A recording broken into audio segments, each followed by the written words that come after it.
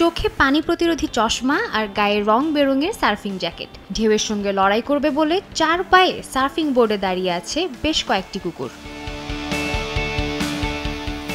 চারদিক থেকে ভেসে আসছে কুকুরের মালিক ও সাধারণ দর্শকদের উচ্ছ্বসিত কণ্ঠস্বর।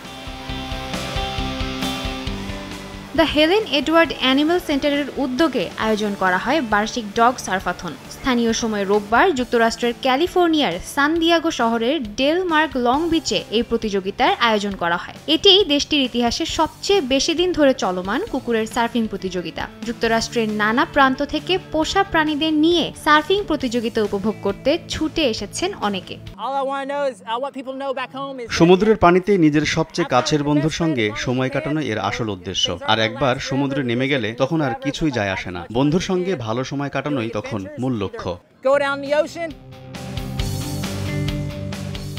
1972 সালে প্রতিষ্ঠিত হেলেন এডওয়ার্ড অ্যানিমাল সেন্টার বেশ অনেক বছর ধরেই এই প্রতিযোগিতার আয়োজন করে আসছে। তাদের সংস্থার মূলমন্ত্র মানুষ পশুদের সাহায্য করে এবং পশু মানুষকে সাহায্য করে।